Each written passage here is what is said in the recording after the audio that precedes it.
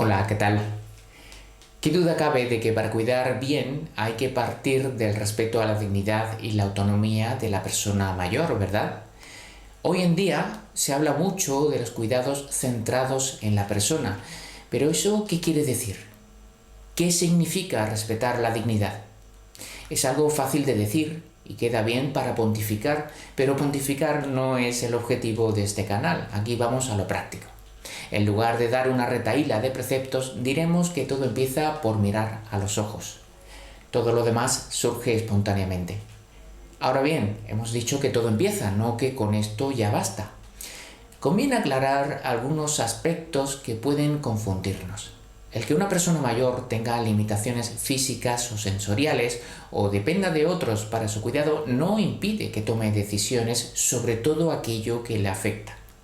Una de las mayores preocupaciones de cumplir años es la perspectiva de perder esa autonomía y dejar de administrar los propios asuntos. En definitiva, el que se reduzca a casi cero el ámbito en el que uno puede decidir. Así que el hecho de que alguien necesite ayuda no equivale a que ya no tenga ninguna autonomía. Todo lo contrario, hay que procurar mantenerla y, si es posible, aumentarla. Esto incluye el no hacer por la persona cosas que puede hacer por sí misma y estar atentos a circunstancias que puedan propiciar una pérdida irreversible de esa autonomía, como una caída, una medicación, un ingreso hospitalario o hasta una depresión.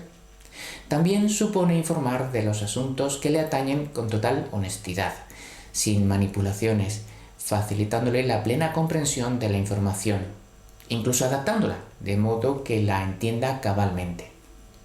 Es más, una estupenda forma de proteger esa autonomía es haciendo partícipe a la persona de las decisiones diarias.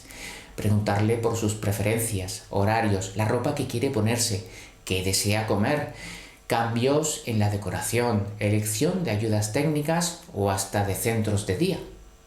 Habrá ocasiones en que no nos guste su decisión, esto hay que aceptarlo, pero nos puede dar pie para considerar otras opciones que tengan en cuenta también los intereses del cuidador. Una forma práctica de prevenir conflictos es ofrecer 2 o 3 opciones sobre un asunto y que la última palabra la tenga la persona mayor. ¿Y qué pasa si, a pesar de nuestros esfuerzos, la persona mayor dependiente pierde su autonomía?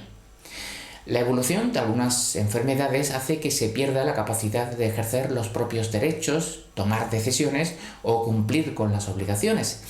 En estos casos hay que considerar la incapacitación de la persona, es decir, promover el reconocimiento jurídico de su condición con tal de proteger sus derechos aunque haya perdido la capacidad de autogobierno. La secuencia, en términos generales, es así.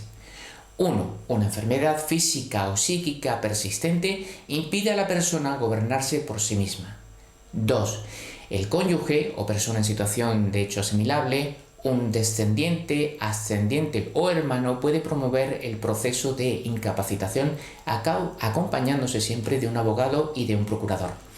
Hay que tener en cuenta que este procedimiento tiene costas judiciales, salvo si lo promueven funcionarios públicos o autoridades que por razón de sus cargos estén al corriente de la posible causa de incapacitación. Este procedimiento lo puede iniciar también el Ministerio Fiscal por su propia cuenta o a instancia de cualquier persona interesada. 3. Se celebra un juicio oral en el que un médico forense examina al presunto incapaz y el juez debe tomar contacto con la persona que va a incapacitar. 4. Posteriormente, el juez declara la incapacidad, si procede, claro, limitando o anulando la capacidad de obrar de la persona y nombrando un tutor para ejercer la tutela en el mismo juicio, si se ha solicitado así la demanda, o en otro juicio posterior. Y 5. El tutor representa y cuida de la persona incapacitada y de sus bienes por mandato judicial. Siempre actuará en beneficio de la persona tutelada y bajo la supervisión del juez. Y hasta aquí por hoy. Espero haber sido de utilidad en un asunto tan controvertido como este. Muchas gracias y hasta el próximo vídeo.